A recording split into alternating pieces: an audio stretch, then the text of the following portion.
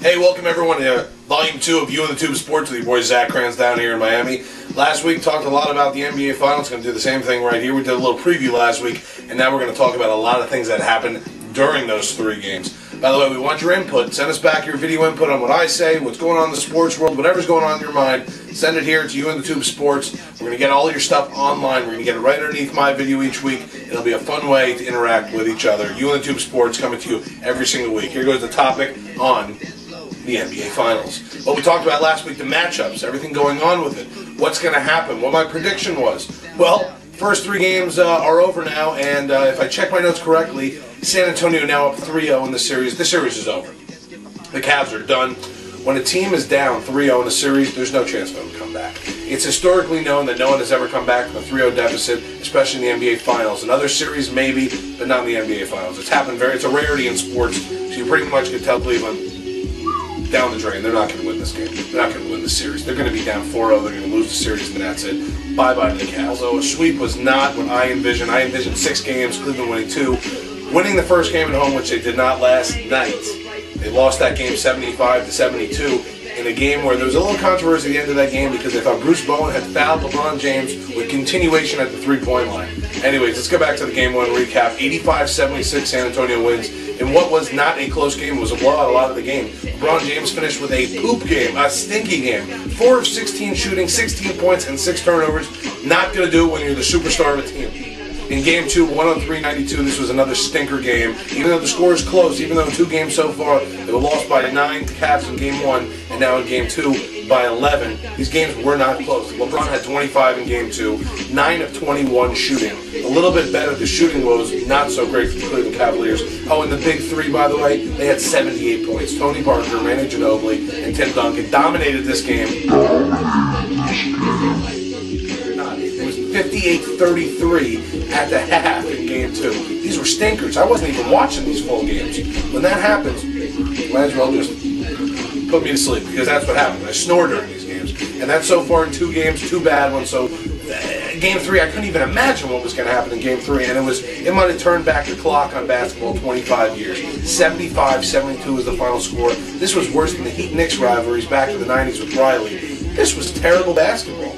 Neither team shot well. Neither team played well. And you could tell when you look at the book. The big 3, Tony Parker, Manu Ginobili, and Tim Duncan, 34 combined points. 34 points. Is there a chance for San Antonio to lose this game? Yeah, they scored 34. I talked about the other 2. 78 combined points in Game 2 and 67 in Game 1. You finally held them under that 50-point plateau, and you still put up a stinker and can't shoot for bleep. How about that? Is that a better one? I don't want to curse on this, but I get so passionate about this stuff that I might have to every once in a while. LeBron, 25 points, 9 of 23 shooting. So far in 3 games, the first game he shot 4 of 16, the second game 9 of 21, and the third game 9 of 23. I don't know how to do that math. That's too many numbers for me, but that's not good. When a guy's shooting like that and he's your best player, you don't have a chance to win unless the bench plays well. They did not play well. And by the way, in Game 3, San Antonio 10 of 19, very good, and Cleveland Cavaliers 3 of 19. This was not close. These were not close games. I know that 75-72 is the closest of the 3, and that was in the third game at home. But give me a break. You're at home in the first game in NBA's Finals history in your house, and you put up 72 points against 75 to the other team. That's not the way it should be. You need to put up better numbers than that. LeBron's got to come out on fire like he did in the last series when he scored 48 points in that Detroit series. It's the only way this team is going to win. That's it. There is no other shot for this Cavs team to win unless LeBron puts up big numbers. And that's what's going to have to happen in Game 4 if they don't want to get swept.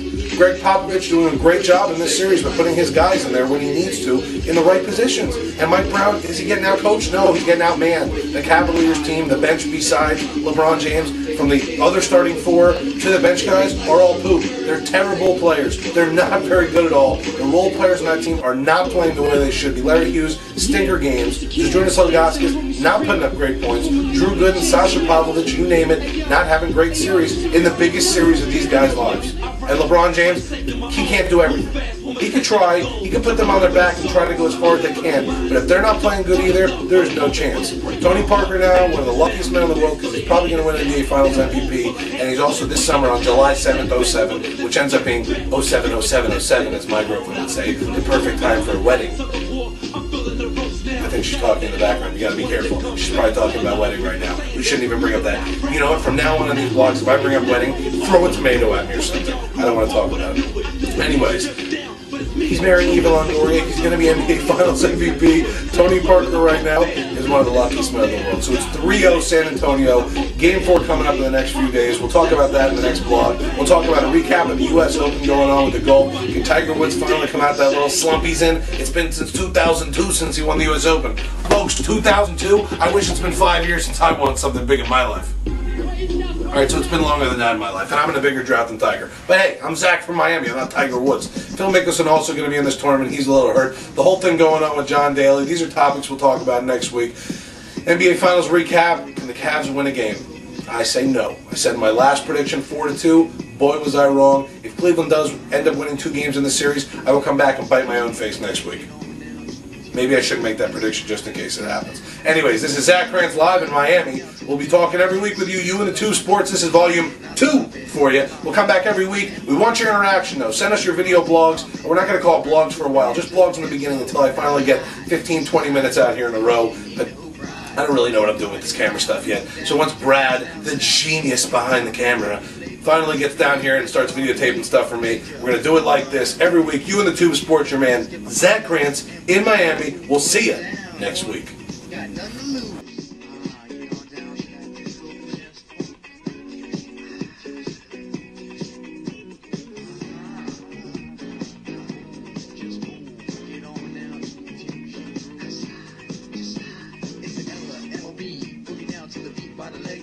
I want you topping, not stopping, have the block hopping from MI to Compton. 23rd posse dropping, mo, grab your boo and head to the dance floor. Now slide, just